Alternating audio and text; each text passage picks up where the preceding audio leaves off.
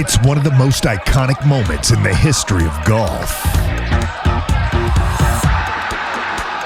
The locale, the 18th hole on the stadium course at the Players' Championship. The opponent had won 10 of his previous 16 starts. The golf world was looking for someone who could tame a tiger.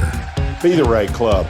And with a 6-iron from 179, the moment was born. Be the right club. Welcome to the Be the Right Club Today podcast, presented by Makefield Putters. Be the right club today. Now, here are your hosts, Hal Sutton and Mark Greenhouse. Welcome back to the Be the Right Club Today podcast, presented by Makefield Putters. I'll take my spectacles off there. Hal, welcome back. How are you? I'm good, Mark. Good to be with you. Yeah. I by the way, update, I played 9 holes the other night, and my shoulder did not hurt. So back in the game. There you go. So they say. Just in time for the summer. There you go. Well, I want to welcome everybody in, and tonight, as you can see, we have John Maginnes joining us. John, welcome into the podcast. I appreciate it, and I appreciate those other dozen people that you called first that couldn't make it tonight. It was for you, John. I was going to say it was only 5 or 6, but if you want to go with a dozen, that's fine. We appreciate you joining us. Going to give us some perspective. I mean, man, you're another one. We had Phil Blackmore on not too long ago, and he gave us some perspective. Inside the ropes and outside the ropes, and from a media perspective. So we're going to get into that with you this evening as well. So looking forward to it. Yeah, me too. And I'm happy to follow big. Follow big anywhere. Yeah, Phil was great. Let's start inside the ropes, man.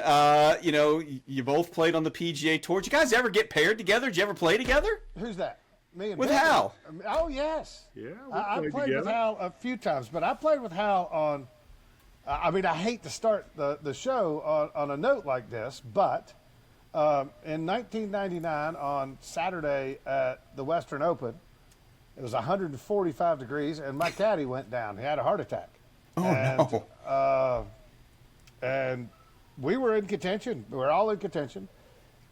He gets carted away. He ends up living here. The rest of the story is he's good, but he was a dear friend. I spent the night in the hospital with him. He was a friend of Freddie's, Hal's caddy, right. And I was paired with Hal the next morning.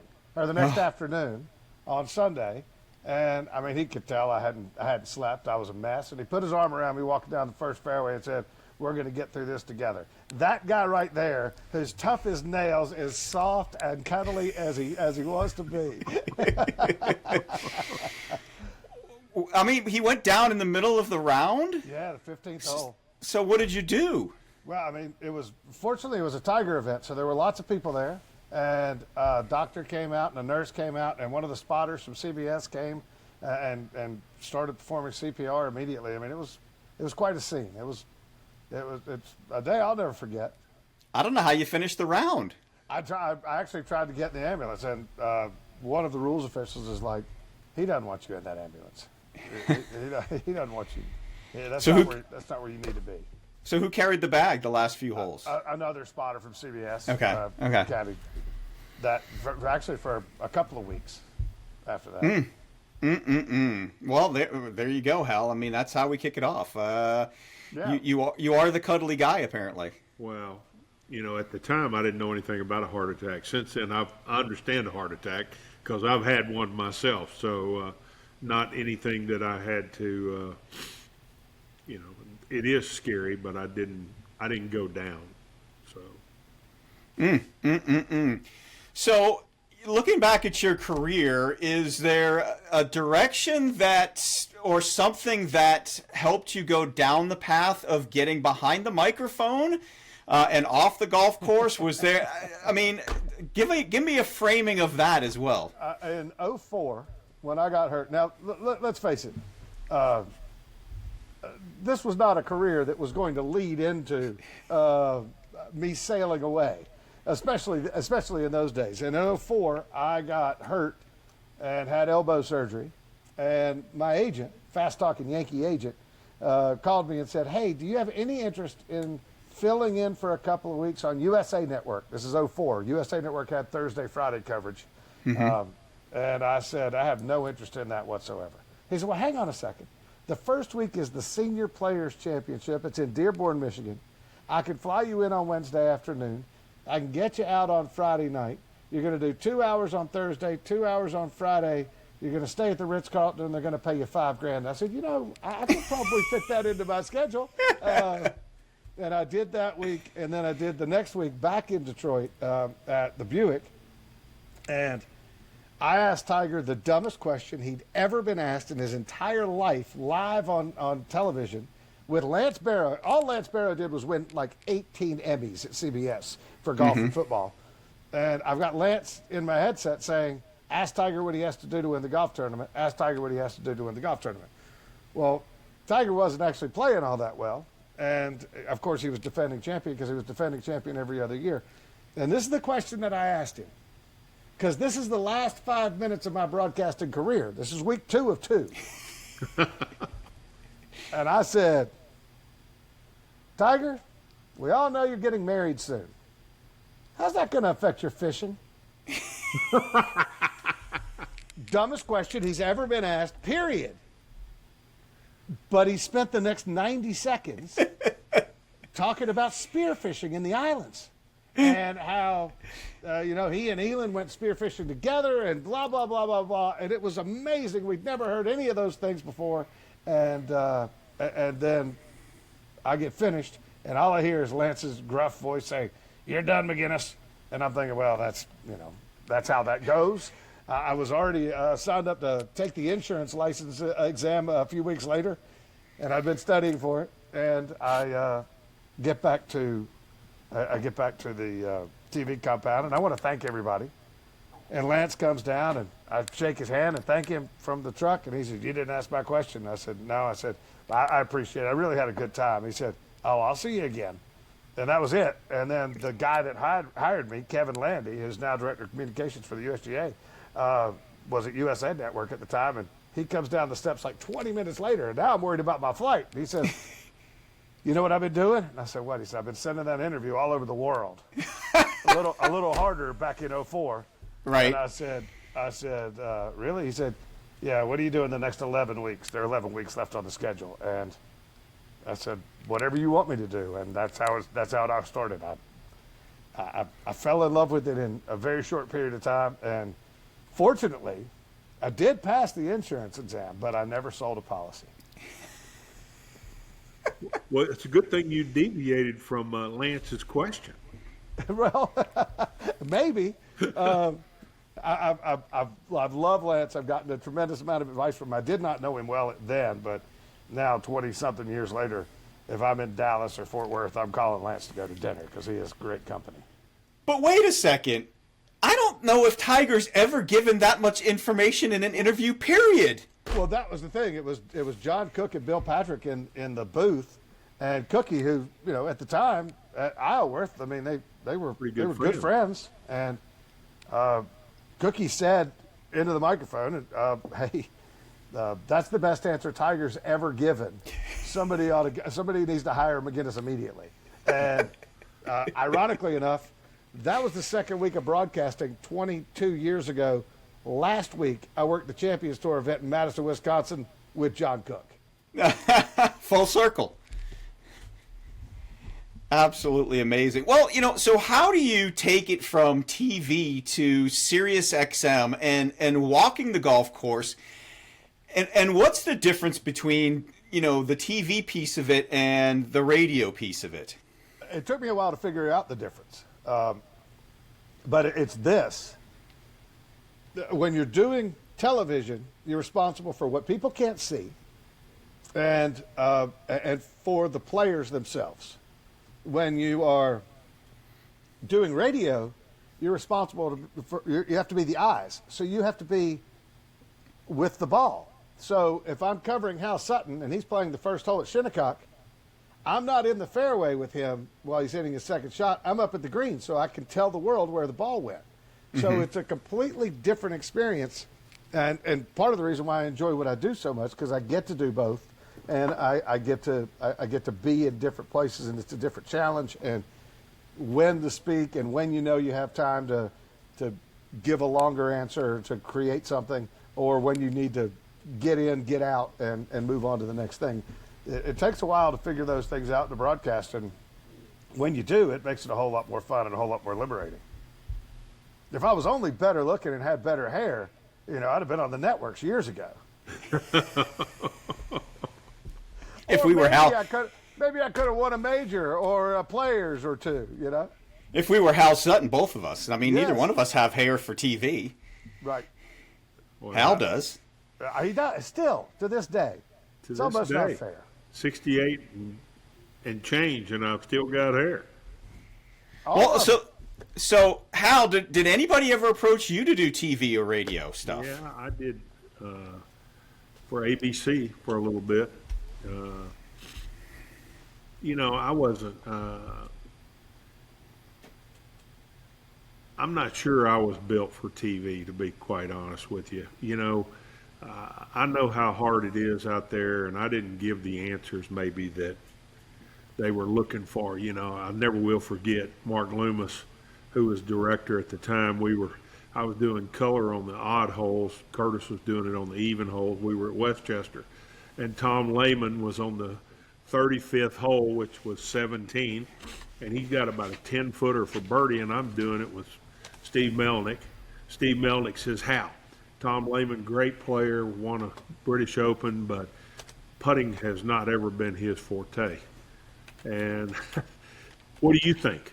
And I said, "Well, Steve, at the end of all of our careers, we're going to look back at it and say that if we'd have been better at one particular part of the game, we'd have been a much better player." And I said, "Maybe that's the case for Tom, but he needs this birdie putt right now because he's one away from making the cut." He missed the putt, goes on and birdies 18, makes the cut. And we get through the telecast, and I walked out, and Mark Loomis said, "Well, it was a great telecast." He said, "But Hal, you missed a golden opportunity." And I said, "Oh, really?"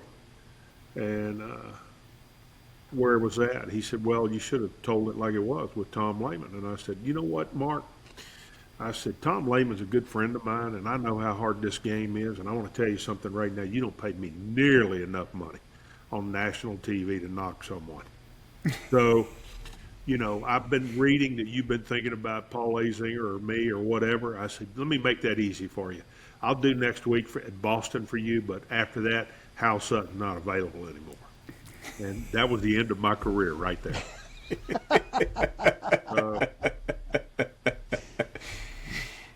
Fair Golden enough. opportunity I missed. Hey, I've missed a bunch of them in my life. Maybe you should have talked about fishing. Yeah, maybe so. Well, I hate to put it this way, but as good as Hal is, might be at fishing, Azinger's better. Oh, yeah, much. It's all he does now. Yeah. Oh, yeah.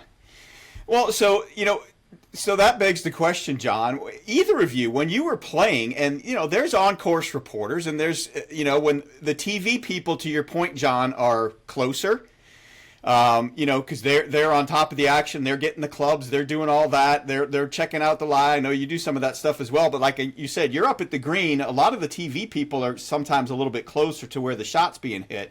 Have either one of you, when you were playing, ever been disturbed by that, or have you ever disturbed anybody with your commentary? One particular player, I'll have a clipboard right here, and I'll hold it in front of my microphone while I'm calling shots. And I won't say who he is, VJ, and I won't say exactly what he said, but what he said was, "That clipboard's not doing a damn thing." Now, the thing about him was, in that moment, I knew that he was distracted, and I've distracted probably three times in 20-something years now. have I backed a guy off a shot. But I definitely backed off Justin Rose was the latest one about 4 or 5 years ago. But the thing about VJ is, in that moment, you don't want to say anything to him. But later on, VJ has a great sense of humor, and you could always have fun with him. But you wanted to stay. There were guys out there who were, and there's still guys out there who were looking for a reason to get mad at somebody else. And for them, I just try to stay as far away as possible. You know who they are. The guys that... Well, Colin Montgomery. Colin Montgomery, John Rahm. I mean, they're guys who are tough on the people that are within 20 yards of them. I mean, Colin Montgomery heard people in different zip codes. Yes. Still does. I covered the Champions Tour. Did I mention that? Occasionally. And Hal, have you ever been disturbed by somebody on the golf course, from a media perspective? No, I haven't. About the only thing that really disturbed me was, you'd be trying to putt or you're looking at a putt and somebody's moving on the other side of the hole where you can't really hone in on the spot you're looking at. Freddie knew that, and he was always trying to, calm people down without me having to do it. But,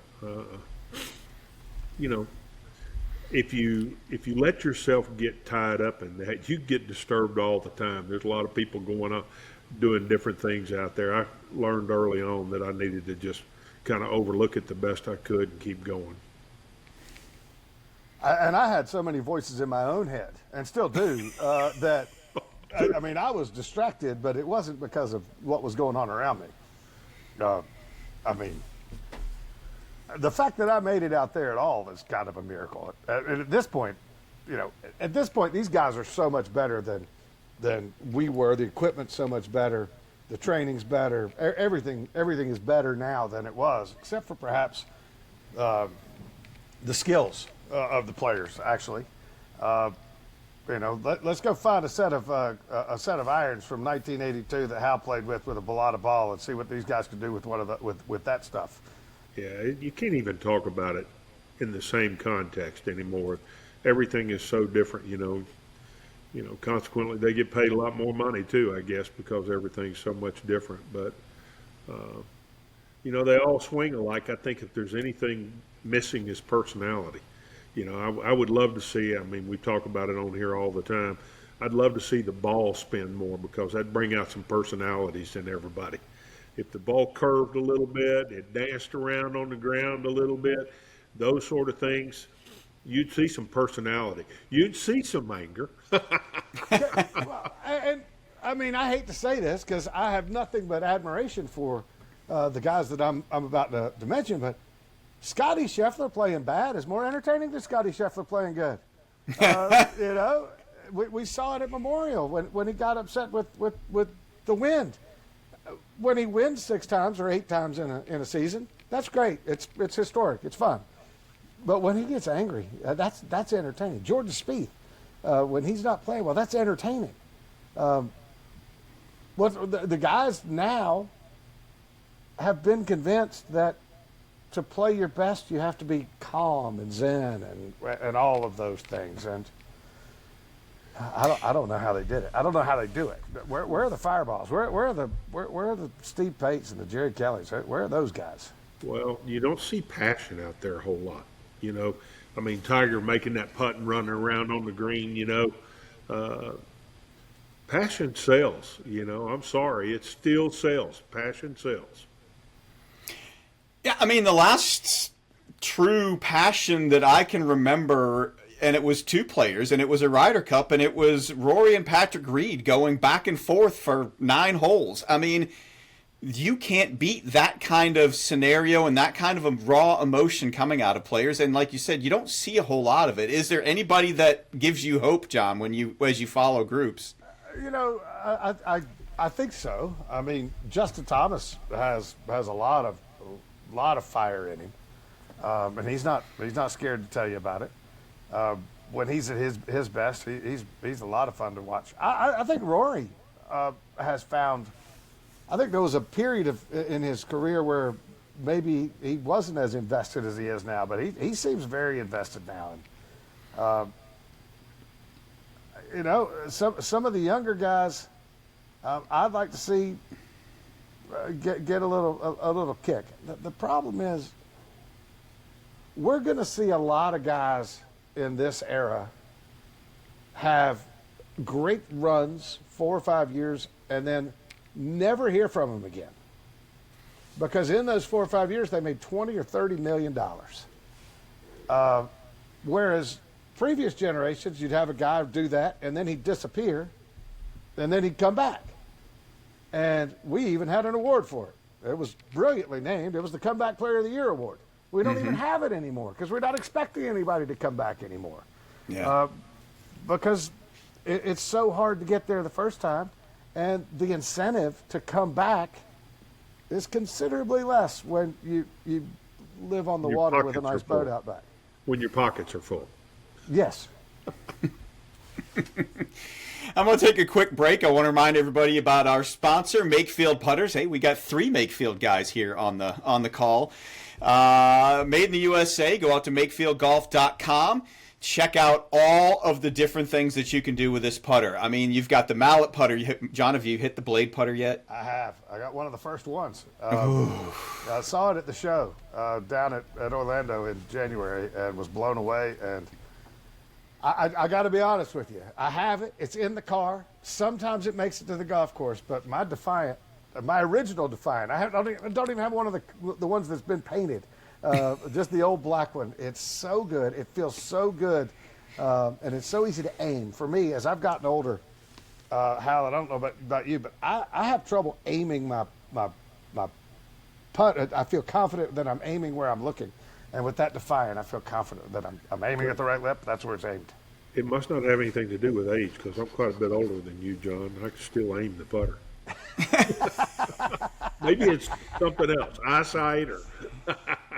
Could have been those on those Friday nights after missing cuts. Yeah. I can aim it. I tell everybody, John, that my ball rolls majestically by the edge of the cup every single time. It's amazing. It's a beautiful roll. It just goes right by every time. But yeah, you can personalize this thing. There's different colors, but really the radial cusp technology gives you the reduced skid effect. All the different weight systems. I maintain that somebody ought to get one in front of Brooks Koepka at some point and get him fitted for it. He might start making some putts and win a U.S. Open coming up.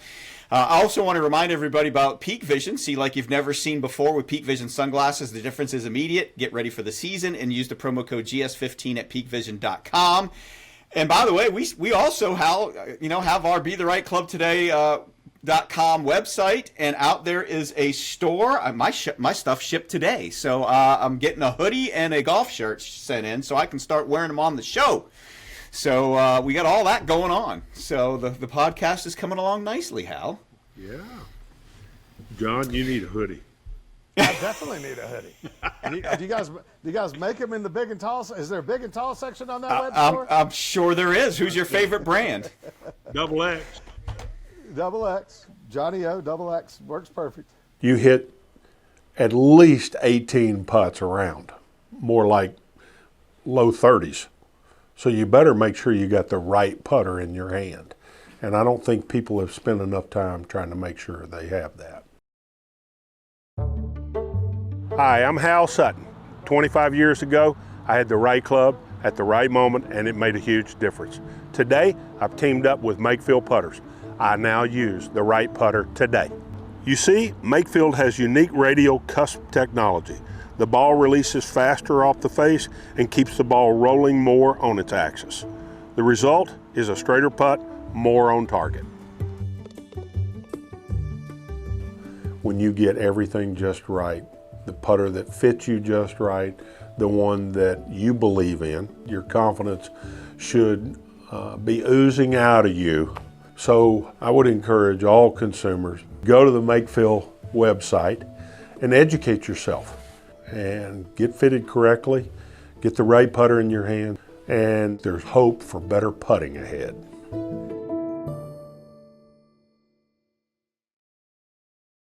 Golf is challenging enough. Between the sandbagging bandits, the wind, rain, and your homemade swing, it sometimes feels impossible. You need a legal 15th club. You need Peak Vision sunglasses. 4 to 5 hours of protection against glare and ultraviolet light with clarity as clear as crown glass. That's Peak Vision sunglasses, your secret 15th club, giving you one less obstacle to overcome. Just one try is all it takes, and the price is less than national brands. Use the code GS15 at peakvision.com.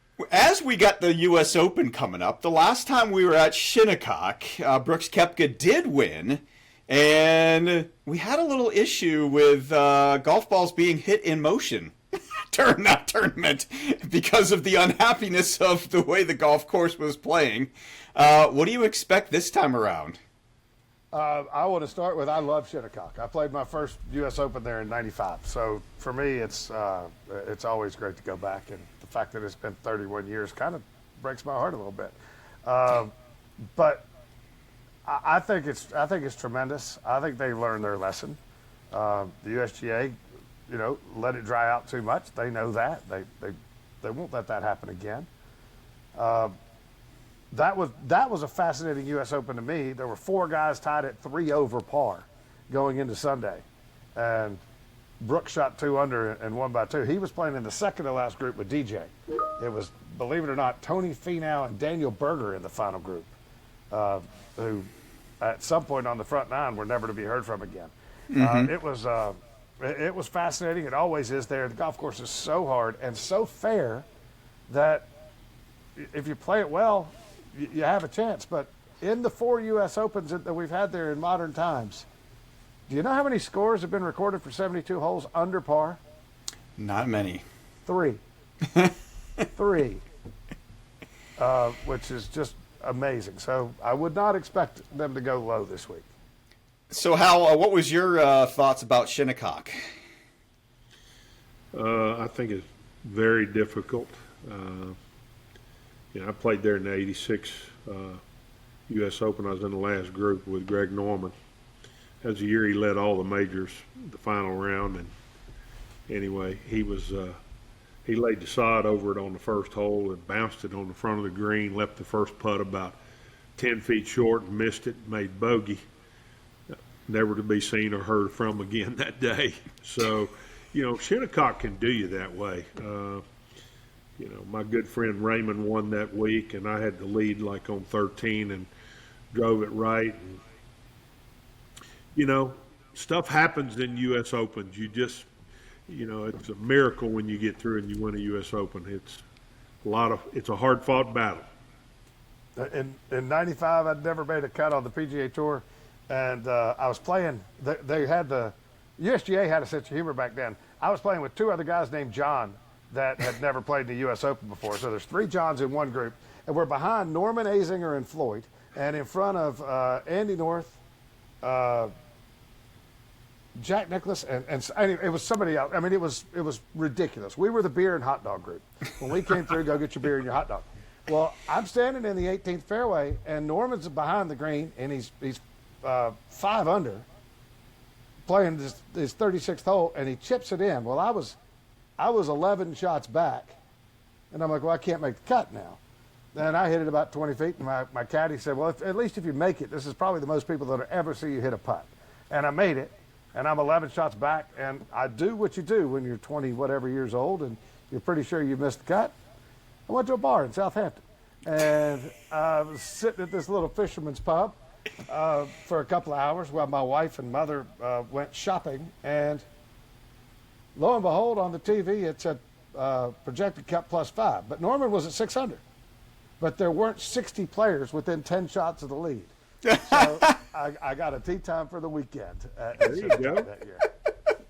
And some coffee to go. And some coffee to. Fortunately, it was early enough and I was young enough that it wasn't an issue. You didn't drink any more after that, though, did you? No. Yeah. No. Well, what makes Shinnecock so hard is we're going to get into it next week. But what is it? The rough? Is it just the green complexes? Is it one of those words D, all of the above? Hal, I mean, you played well there. I think it's all the above. The wind is a big factor there. The speed of the greens, depending on, and the firmness. It's all built on sand, so it gets pretty firm there. Your accuracy, you don't want to get in the deep stuff. So there's a lot of things that are factors there, but wind is a big factor there. I've been talking to Jeff Hall from the USGA, and he has said a week out, which we are, the golf course couldn't be better. I mean, there's nothing that it hasn't been raining. There's nothing that the USGA would change at this point, and that's good to hear. In other words, it's probably going to play firm. Yeah, I would think it would definitely play firm, and I think it punishes mediocrity as much as any golf course I've ever played. I mean, to me, the way the greens are built, they just absolutely weaponize gravity. If you hit it on the wrong side of a ridge, you're not only going to be, on the wrong side of that ridge, you're going to be off the green on the wrong side of the ridge. Right. It has that in common with Pinehurst, but it also has some of the same elements that make Winged Foot hard in that, they have decent size to them, but you've got to be in the right spot on them or it doesn't matter. It's a great golf course. Well, the problem, and again, I'm about fairness, and I still go back to the last U.S. Open at Pinehurst, and Rory hits the ball almost to the middle of the green on the 6th hole, the par 5. And not only does that ball roll off the green, which I don't have a problem with, but where that ball ended up is where I have a problem with. I mean, it rolled, 40 yards back down around the bunker, down into some natural area with almost an impossible, shot to get it on the green from there. And that's, I think, and I don't remember that from Shinnecock. I remember that, you can get it in some bad spots, but you don't get rolls like that. And I have a huge problem with things like that. I even go back to the U.S. Open at Pebble Beach that Graham McDowell won, that the 17th hole, you almost had to land the tee shot into the right rough and get the right bounce for it to actually stay on the green. And I'm not a fan of that. I agree with you. There have been times where it has gone too far. And I completely agree with you. It's 5 at Pinehurst. And 5, yeah. There should be a strip of rough to stop that ball from going in the natural area, without question. At Bethpage in 2002, they should have made the 10th fairway 240 yards away from the tee, not 255 or 260 where we couldn't reach it. But they're trying to make it the most difficult test in golf. That's what the U.S. Open is. That's what we're so excited about. That's what the girls saw last week at Riviera, and that's what the boys are going to see. And to get there, to get to that edge, every now and then you have to go across it. And everybody has to play the same golf course. So if it crosses the edge, it crossed the edge for everybody.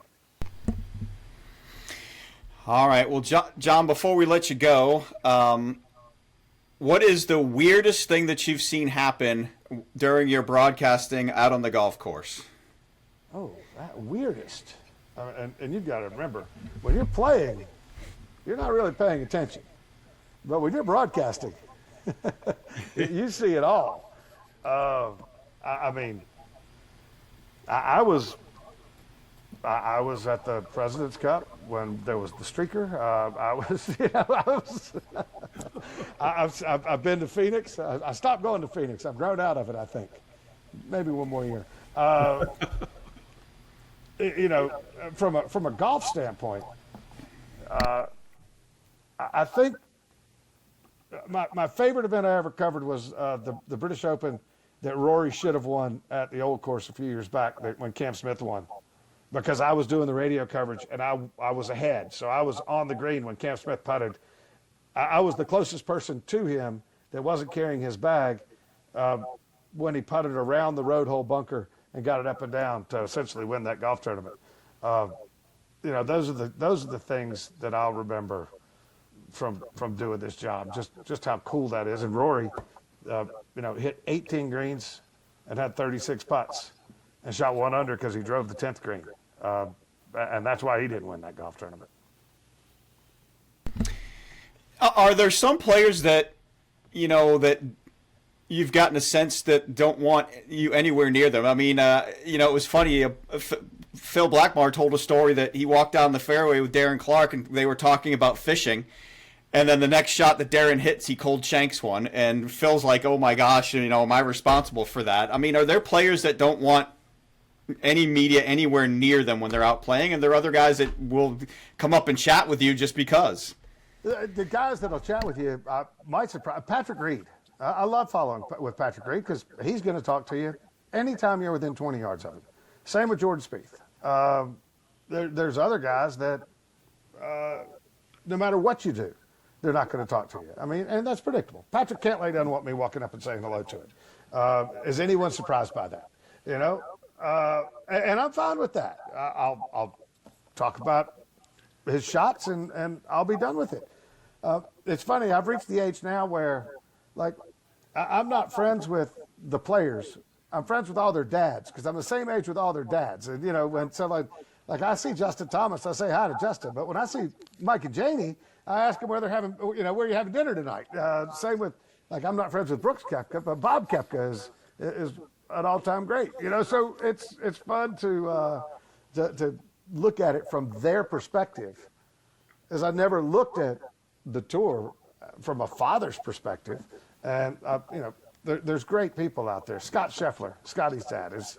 And his mother, they're just tremendous people. So it's fun at this point to get to see the golf world from that perspective.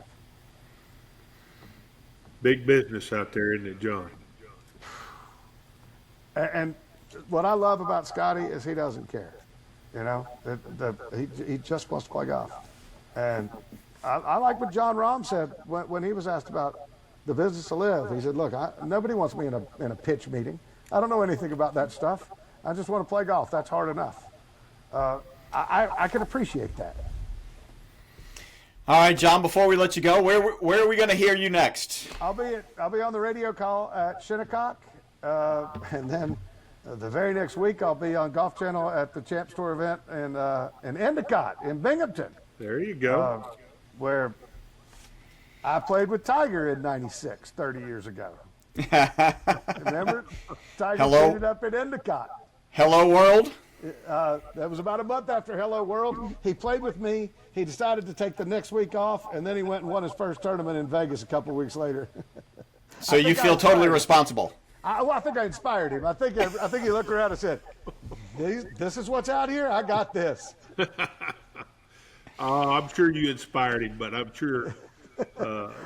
I'll tell you what I inspired him. He told a story not too long ago. He said when he got on tour, there was one physio trailer and there was an exercise bike in it. And he said, and there was a guy who would go in with 2 beers and he'd set them in the cup holders and he'd ride the exercise bike slowly until the beers were gone. And I was like, well, hell, that was me. I did that almost every single night.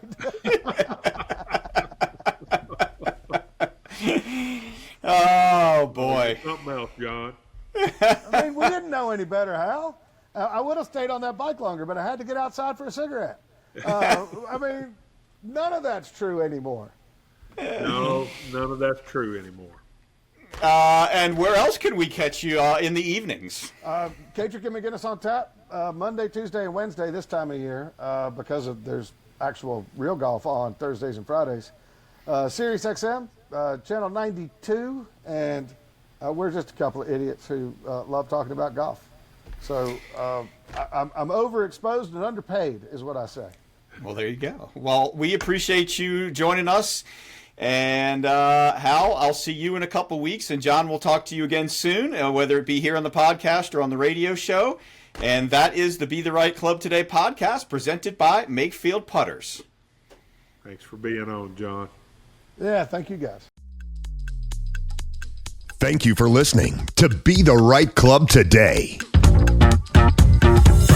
with your host, Hal Sutton and Mark Greenhalgh. Presented by Makefield Putters.